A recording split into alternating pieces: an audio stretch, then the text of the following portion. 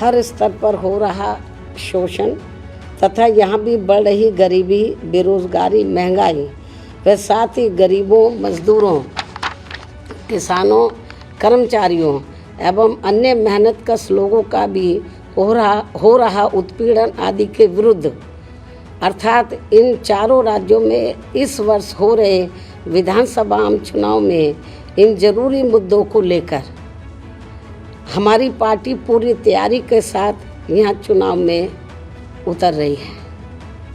इतना ही नहीं बल्कि इन सभी मामलों में यहाँ की जनता को जागरूक बनाने एवं चुनावी तैयारी के लिए भी बीएसपी केंद्रीय यूनिट ने पार्टी के नेशनल कोऑर्डिनेटर श्री आकाश आनंद को तथा इन चारों राज्यों के केंद्रीय कोऑर्डिनेटर व राज्यसभा सांसद श्री रामजी गौतम को भी मुख्य तौर पर लगाया हुआ है, जो मेरे दिशा निर्देशन में यहाँ इसी महीने से इन सभी जरूरी मुद्दों को लेकर पार्टी कार्यकर्ता सम्मेलन के जरिए अपना चुनावी अभियान भी शुरू कर रहे हैं। मुझे पूरी उम्मीद है कि इन चारों राज्यों में पार्टी के लोग यहाँ इस वर्ष होने वाले विधानसभा आम चुनावों में पार्टी व अपने हित में इनका जरूर लाभ लेंगे। मैं भी यहाँ विशेष तौर से ध्यान दूंगी।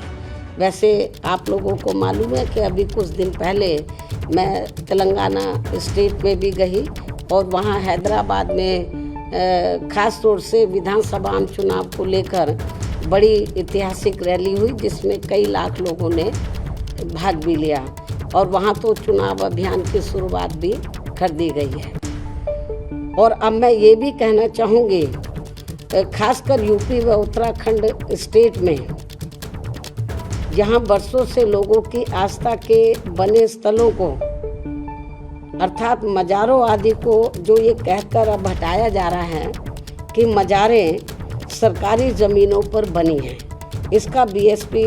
इससे बीएसपी सहमत नहीं है और इसका बीएसपी इसलिए विरोध करती है क्योंकि जब यहाँ मज़ारें सरकारी ज़मीनों पर बन रही थी तो तब उस समय यहाँ की सरकारों ने इनको बनने से क्यों नहीं रोका था।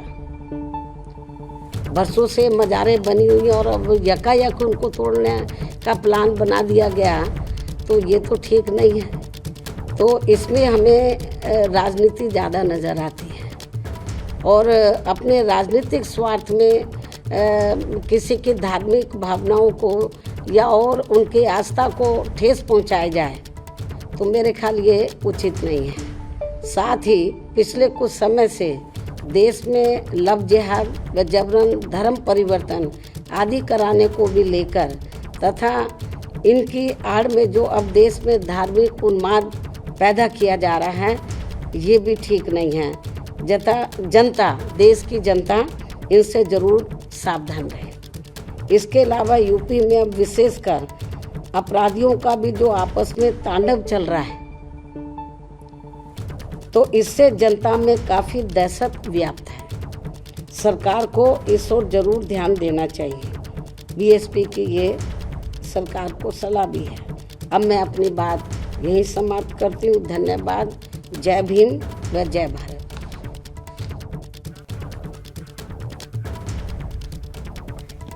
तो देखिए Baspa supremo Mayawati press conference कर रही हैं। उन्होंने चुनावी राज्यों में चुनाव अभियान की शुरुआत की बात कही है और साथ ही उन्होंने धार्मिक स्थलों पर जो कार्रवाई हो रही है, अवैध निर्माण के खिलाफ जो एक्शन हो रहा है उत्तराखंड में, उसको लेकर उन्होंने निशाना साधा। उन्होंने साफ तौर से कहा कि धार्मिक स्थानों को जिस तरीके से हटाया जा रहा है वो गलत है, क्योंकि जब ये बन रहे थे तब इन्हें रोक देना चाहिए था। इसके साथ ही साथ इस साल जो 4 राज्यों में विधानसभा चुनाव होने हैं, मध्य प्रदेश, राजस्थान, छत्तीसगढ़ और तेलंगाना, उसको लेकर भी मायावती ने कहा है कि चुनाव अभियान की हम शुरुआत करने जा रहे हैं। विपक्षी दलों पर मायावती ने हमला किया है, साथ ही अल्पसंख्यकों को भी साधने की कोशिश की। कांग्रेस भाजपा में सॉफ्ट हिंदुत्व की होड़ है, मायावती ने ये बात कही है और उन्होंने कहा कि दलितों का हर स्तर पर अत्याचार उन पर हो रहा है, ये मुद्दा भी रहेगा चुनाव में।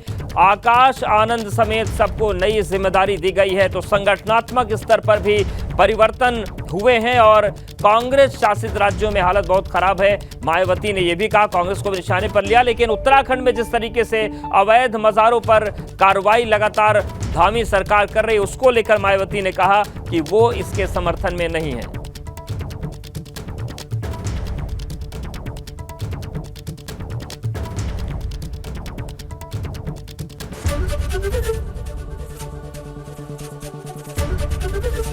एबीपी गंगा, खबर आपकी, जुबान आपकी।